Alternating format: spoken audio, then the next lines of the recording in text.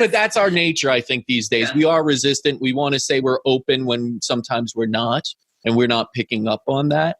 And it's so true that you have to read your body. It's giving you these signals all the time. As we started talking about the sexuality thing, I noticed myself kind of getting like a little restricted. And that's my natural reaction, I think, to sexuality, because there is that a little bit of resistance there. But I noticed that I was like, hold up, like open up again, like stop the little like scrunching up in the corner. So let's talk about sex, Stacey. She said balls. I know.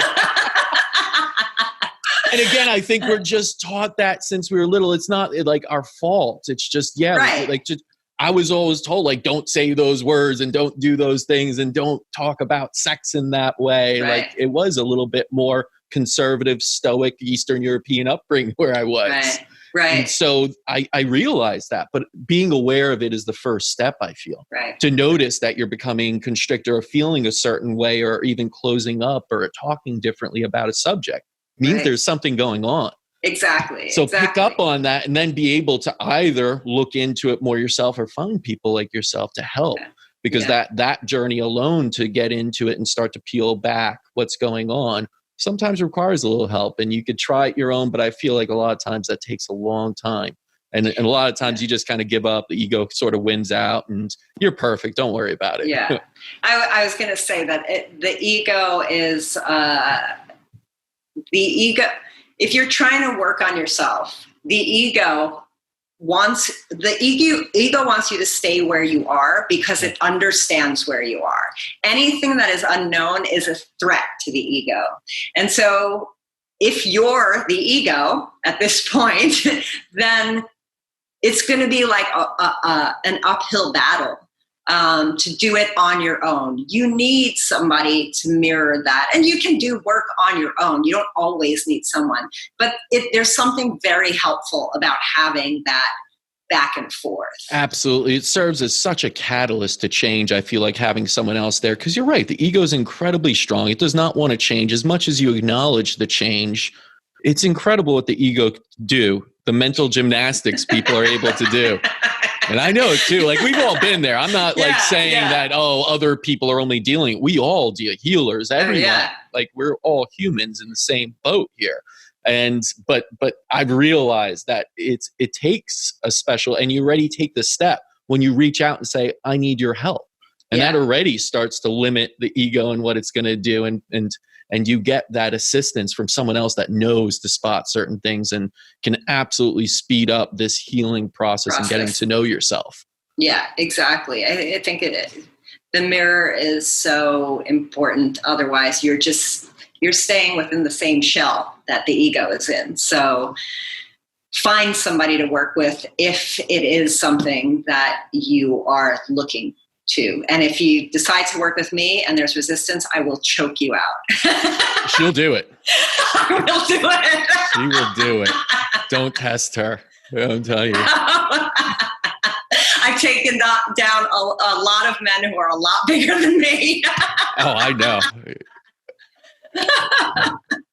Stacy, where can people find out if they do want to work with you? If they're listening, be like, yeah, that sounds awesome. I need to either go on a journey, explore my sexuality, all these things that are so necessary that I think people are missing still. So where could they find out more about you? They could check out my website, stacyberman.com, STACYBERMAN. I just say it like that because everybody always wants to put an E in my name. Yeah. No E in Stacy. Or my Instagram is Stacy Berman, PhD. Yeah, you're doing awesome things. Is there anything exciting you got coming up? I know you launched in Kuwait with your protein system by Stacy. That was awesome to see. You're doing all this healing stuff. Yeah. I know you had a TV show, I think, right? That's the first time you came on, you were just talking about it. And by the way, congratulations. You're the second-time guest also. Thank you. Yay. Amazing on this show, on the podcast. So, but yeah, what else? Yeah, so I'm doing that TV show. So we were supposed to go into production April, and then COVID happened. And then, so we're hoping to be able to reconvene in September. So I'm really, really looking forward to that because that is really incorporating. So all the stuff that I was just talking about body body movement and movement patterns and self-perception and sexuality and like being present in your body and feeling the feelings. The TV show is all around that. The TV show itself is called The Naked Sessions. At least that's the working name. Mm-hmm. And the concept is to have people come in one by one. Obviously, I will have had an understanding of what their issues are going in. And then we do a photo shoot with them where they're basically getting naked, but I'm guiding them to be inside their bodies, to start moving in different ways, to start embodying, let's say, beautiful or strong or vulnerable or whatever it is that they need in that moment. And through experiencing that, I've witnessed before my eyes a complete change in their way of being, which of course will have physiological changes over the long term. And of course, there's work to be done afterwards, but it's just a change in perspective or an expansion in perspective of the self. And once the perception has expanded, you can't go back to that. So a quick example of this is one of the first photo shoots I've ever done. I had this one woman, she was a mother of, I think, 2 or 3. I think she was in her late 40s. And I said, well, what does your beautiful look like?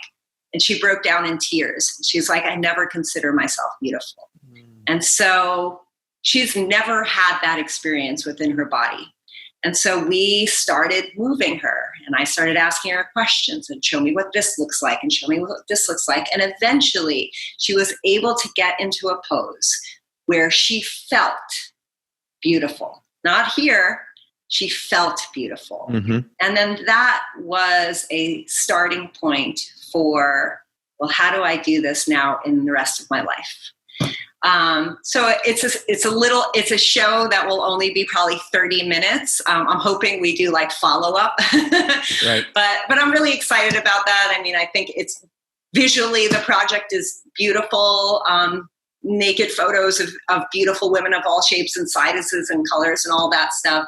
But emotionally and energetically and healing wise, it's such a beautiful and quite immediate transformation that I see. I mean, I've done the first one. The first one, I was one of the models, and I felt different. But like to hold that container for other people to go through, I mean, for me, it's just like it's like what I was meant to do. So, oh, that's amazing. Yeah, I can imagine that's so liberating, and it is a healing, experience, and then to guide people through that, so cool.